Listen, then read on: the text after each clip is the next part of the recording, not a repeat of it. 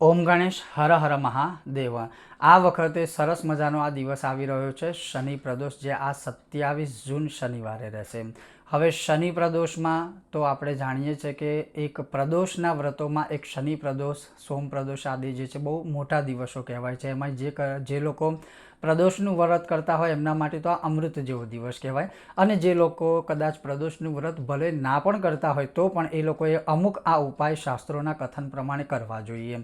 અને એ આ 27 જૂન શનિવારે પ્રદોષ એટલે કે શનિ પ્રદોષની સાથે સાથે સૌથી મોટી વાત છે કે બીજા પણ અન્ય યોગ છે, એ યોગોમાં જે કાર્ય કરીએ એ અમૃત સમાન સિદ્ધિ આપનારા યોગો છે। એ વિશે આજે આપણે સત્સંગ કરવાના છે। જો તમને આ સત્સંગ વિશે વિડીયો પસંદ આવે તો લાઈક કરજો, શેર કરજો, ચેનલ પર નવા છો તો સબસ્ક્રાઈબ કરજો। ચાલો સત્સંગ શરૂ કરીએ।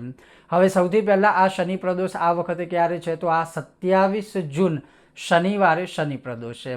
એની સાથે અન્ય યોગ કયા બની રહ્યા છે તો એની સાથે સ્થિર નામનો યોગ અને રવિ નામનો યોગ બની રહ્યા છે, જે બહુ મોટા યોગ છે। એમાં કરેલું કાર્ય આપણું સિદ્ધ થઈ શકે છે।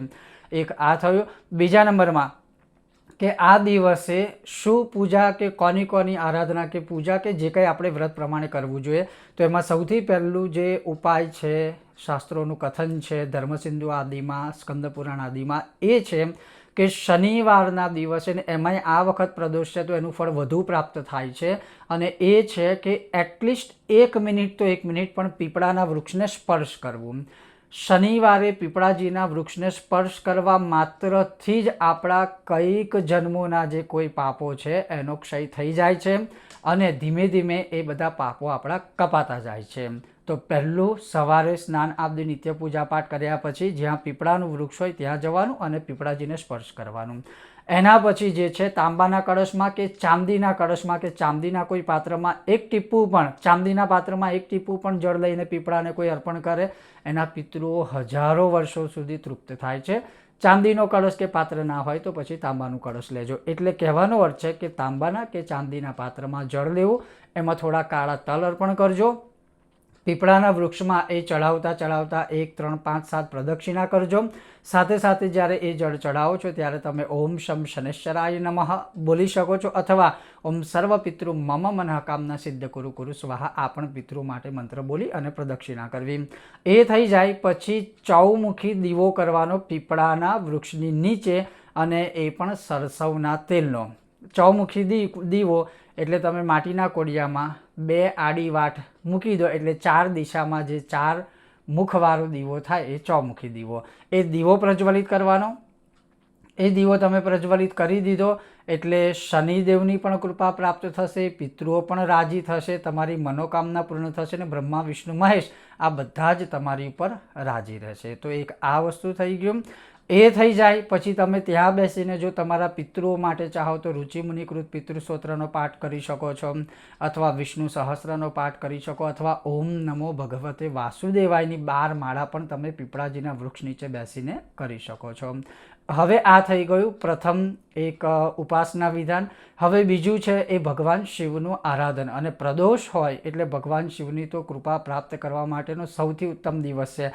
તો જે લોકો વ્રત કરે છે એ લોકોને ખબર જ છે કે હંમેશા વ્રત કરવાવાળા જે છે પ્રદોષના, એ લોકોએ જે આ વ્રત છે એ પ્રદોષના સંધ્યાકાળે એટલે કે પ્રદોષના કાલે શિવજીની પૂજા કરવાનું વિધાન છે। જે લોકો કદાચ વ્રત નથી પણ કરતા તો એ લોકો દિવસ દરમિયાન કોઈ પણ સમયે શિવજીની પૂજા અભિષેક આદિ કરી શકે, જે હું તમને આગળ જણાવી રહ્યો છું। અને જે પ્રદોષ કરે છે એ લોકોએ તો પ્રદોષ કાળમાં જ વ્રત કર્યા પછી શિવજીનું પૂજન આદિ કરવું। કેવી રીતે તો ભગવાન શિવજી ઉપર દૂધ, દહીં, ઘી, મધ, સાકરવાળું જળ, ગોળવાળું પાણી, શેરડીનો રસ છે, અલગ અલગ ફળોનો રસ આદિ છે, એનાથી શિવજીની ઉપર તમે અભિષેક કરો। અભિષેક કરતા સમયે જો તમને આવડે તો 16 પાઠ શિવ દારિદ્ર્ય દહન સ્તોત્રથી અભિષેક કરજો, અને ના આવડે તો ઓમ નમઃ શિવાય, હિરીમ નમઃ શિવાય, ક્લીમ નમઃ શિવાય, શ્રીમ નમઃ શિવાય અથવા ખાલી નમઃ શિવાય બોલતા બોલતા તમે અભિષેક કરી શકો। અભિષેક થઈ જાય એટલે ભગવાન શિવજીને સરસ સ્વચ્છ વસ્ત્રથી સરસ સાફ કરી દો। એ બધું થઈ જાય પછી ભગવાનને સરસ મજાનો શૃંગાર આદિ કરો, ચંદનના, ભસ્મના સરસ મજાના તિલક આદિ લગાવો। પછી ભગવાન સામે ગાય માતાના ઘીનો દીવો કરવો, અને ગુગળનો ધૂપ કે ગુગળની ધૂપબત્તી તમારે કરવી। ગુગળ સદા સર્વદા ભગવાન શિવને બહુ જ પ્રિય છે, તો એ તમારે અર્પણ કરવું। એ બધું થઈ જાય પછી ભગવાનની સામે બેસી ઓમ નમઃ શિવાયની 16 માળા કરો કે હરીમ નમઃ શિવાયની 16 માળા કરો કે શિવજીના કોઈ પણ મંત્રની 16 માળા કરો. કદાચ તમારે મંત્ર ના કરવો હોય તો શિવ દારિદ્ર દહન સ્તોત્રના 16 પાઠ કરો, જે જીવનની તમારી દરિદ્રતાને ખતમ કરી નાખશે, વિનાશ કરી નાખશે. સૌરાષ્ટ્રે સોમનાથમ ચ દ્વાદશ જ્યોતિર્લિંગ સ્તોત્રના 16 પાઠ કરો.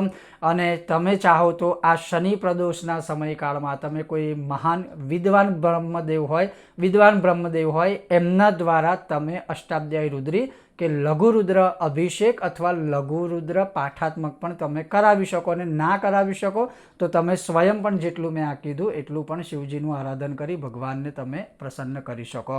તો આ રીતે શનિ પ્રદોષે શનિ સાથે શિવ ભગવાનની કૃપા પ્રાપ્ત કરવાનું સૌથી ઉત્તમ કોઈ દિવસ હોય કે વિધાન હોય તો એ આ છે. કારણ કે શનિદેવને ન્યાયના દેવતા બનાવવાનું વરદાન કોણે આપ્યું હતું? ભગવાન શિવે.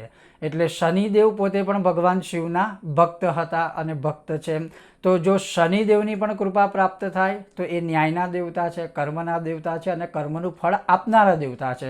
તો કદાચ ઘણીવાર બધાને એવું થાય કે મેં તો કંઈ ખોટું નથી કર્યું ને છતાં પણ હું દુઃખી છું. તો કદાચ આપણા કોઈ એક પૂર્વજન્મોના એવા કર્મો હોય છે, એના લીધે આપણી સાથે આ બધું થતું હોય છે ને કથાઓમાં બધું આવતું જ હોય છે. તો એવું જો કોઈ પરિણામ તમે ભોગવી રહ્યા છો તો એમાંથી મુક્ત થવા માટે આ જે મેં તમને આજે સત્સંગ કરાવ્યો એ તમે કરી શકો છો, જે આ શનિવારે 27 જૂન શનિવારે શનિ પ્રદોષે કરવાનું રહેશે. ઓમ ગણેશ, હર હર મહાદેવ, જય સિયારામ, શ્રીમન નારાયણ.